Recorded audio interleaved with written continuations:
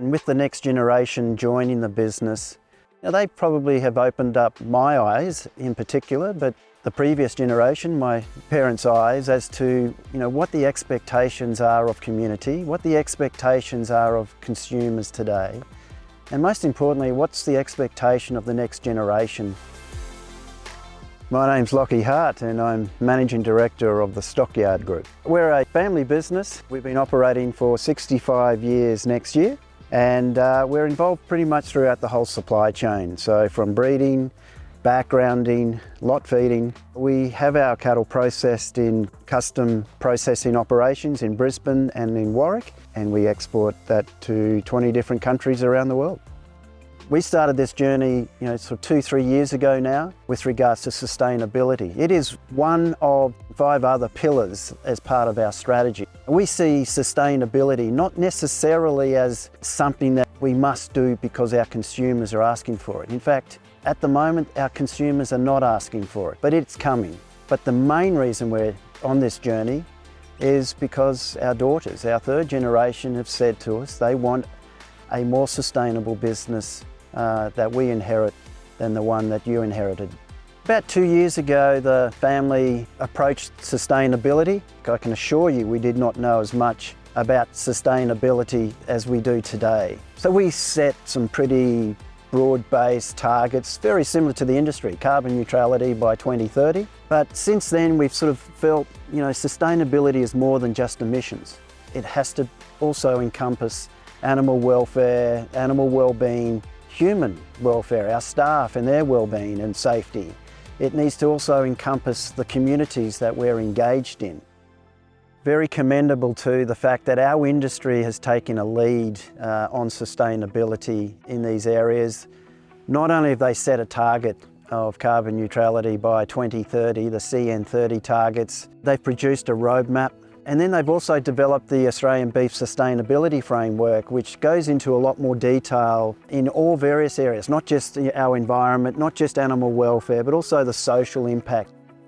The emissions actually is something that is measurable, and it's therefore very easy for us to consider what our measure is and to then try and adopt some programs to bring about improvement. We did some baseline work to identify what our carbon footprint is within our operation. So 75% of our carbon footprint comes from enteric methanogenesis. That's methane and nitric oxide that's produced in the rumen of the animals that we care for. We're looking at doing a trial in a commercial environment, in a feedlot environment, the use of Asparagopsis, the red seaweed, as a feed additive with our livestock.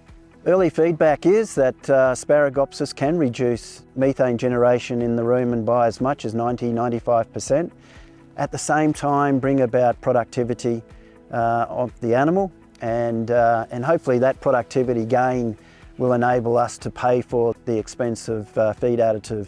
During the production phase, if we could find those genetic traits that also convert feed into weight very productively, as well as produce that high-performing, high-marbling carcass, we have then found the gold standard as far as the genetic trait is concerned. We adopted these grow-safe bins, or Veritil bins as they're known today, that we can actually then measure and identify the genetic trait that converts grain into meat very efficiently. It's called net feed intake assessment. We've been assessing both Angus and Wagyu cattle now for over 5 years.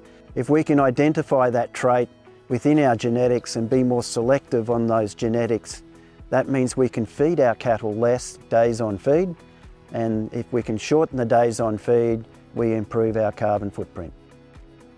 We've been growing as a business over the last 10 to 20 years. The targets that we're setting ourselves, the strategy that we've adopted, looks for significant growth over the next 8 years to 2030. We're going to need to raise capital to undertake that exercise. To raise capital in the future, we are going to be having to show that we're an organisation that is focused on sustainability outcomes. We need an ESG plan. There is so much capital out there available, and these large funds are all looking for green credentials within the businesses that they invest in. Our bank actually came to us with the concept of sustainability linked loans, And there's a concept that really excited us as a family business. And I felt that this was a great opportunity for us to walk the talk. If we say that we're going to reduce emissions, if we say we are going to look after our cattle, if we say we're going to look after our people,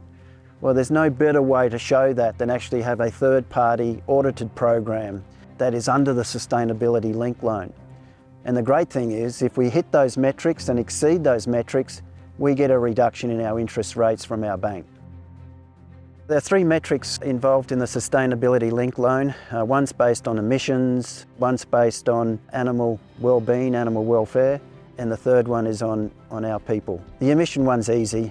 It's basically a percentage reduction off our baseline. I'm excited. We're just about to publish the results of our last year, and we found 12.5% reduction off our baseline.